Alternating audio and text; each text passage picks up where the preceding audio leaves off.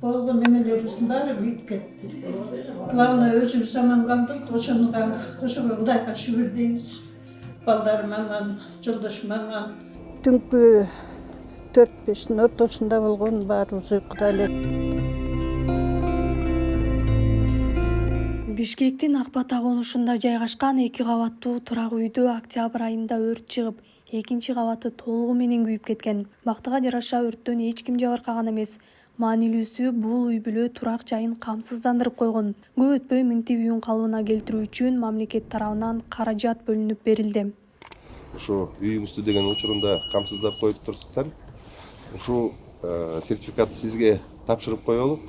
Акчасы болсо 470 504 сом болду. Ошо өзүңүз ачкан расчёттун счетуңузга деген бүгүн буюрса акчаңыз түшөт.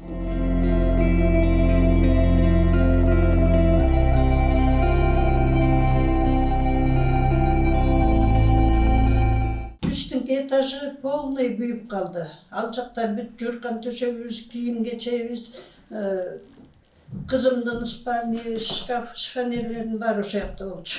Полный эчтекесин ала алган жокпуз. Полный күйүп кетти. Ал күйүктөн өтүшүрө албай атып пожарныйлар. Канча 7 машина суу куйушту. Ошондо да өчпөй атып, мынакей үстүнүн баары күйүп түшүп калды. Үстүндөгү баягы чапталган эмне деп коесуңар, жалпы натяжной немелердин баары, люстрасын баары эле күйүп түшүп калды баары. Бул спальнydыкы дагы ошондой болду.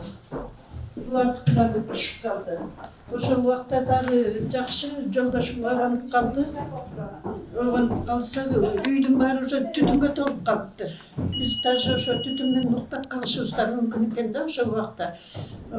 Ушундай оор акыбалда ойгондук. Ошондон эле анан пожарныйды чакырдык, кошуналардын баары чогулуп калышты.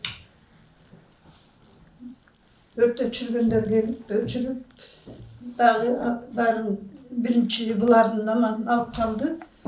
Бирок бул үстүнүн баары мынтип түшүп калды.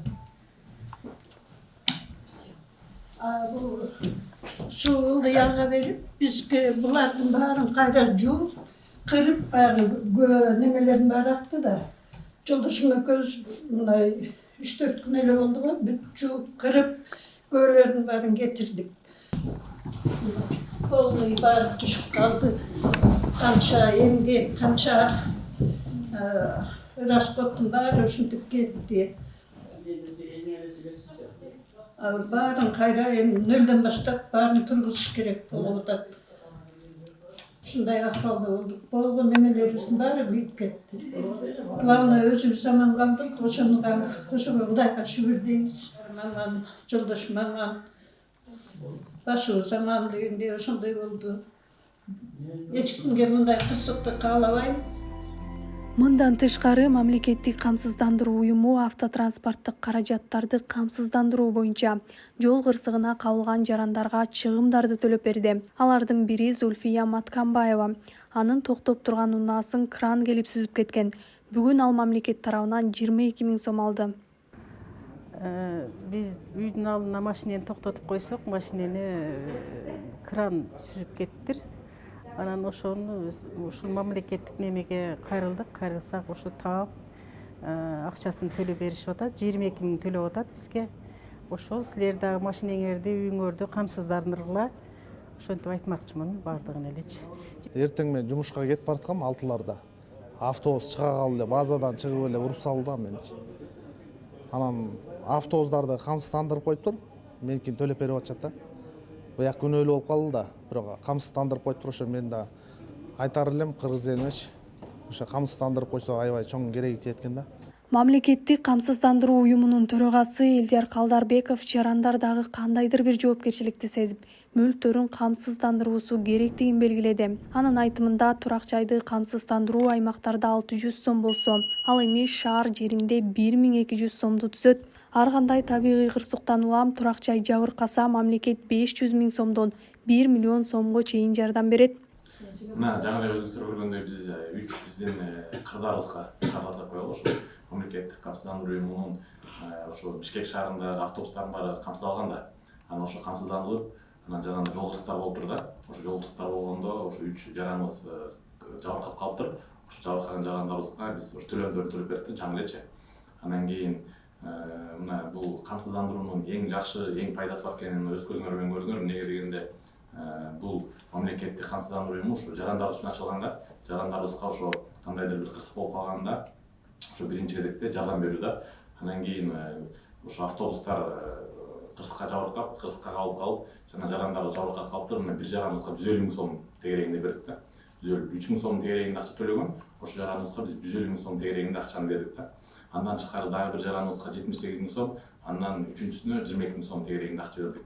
Бул деген эмнени билгизет? Бул деген ошол жарандарыбызга кандайдыр бир кырсык болуп калганда ошо мамлекеттен эң биринчи жардам алуу жолу ошо мамлекеттик камсыздандыруу уюму да. Мына өзүңөргө маалым болгондо ошо мамлекеттик камсыздандыруу уюму ошо Кыргыз Республикасынын жарандарынын баардыгына ыңгайлуу болсун деп бүт республикада иш алып барып келатат.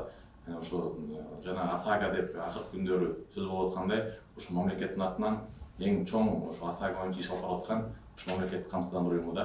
Биз ошо турак жайларды өрттөн жана табигый кырсыктардан камсыздандыруу боюнча иш алып барып келатабыз. Мына Кыргыз Республикасында болгон кандайдыр бир кырсык болуп турган болсо, ошо кырсыктарда ошо мамлекеттен жардам алуу мыйзамдуу жолу ошо мамлекеттик камсыздандыруу уюму да. Буга чейин өзүңүздөр билесиздер, кандайдыр бир кырсык болгондо ошо МЧСтен же болбосо айыл өкмөттөн, акимияттан бир жардам берүү жолдор бар эле, азыр анын баары тең жок. Эмнеге дегенде жарандарыбыз дагы ошо бир жоопкерчиликти сезип, үйлөрүн, турак жайларын камсыздап коюш керек да.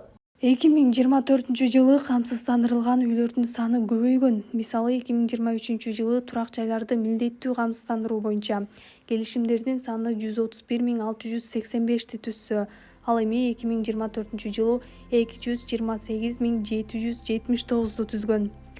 Гүлзина Каныбекова, Казбек Боронбаев, Борбордук телеканал, Бишкек.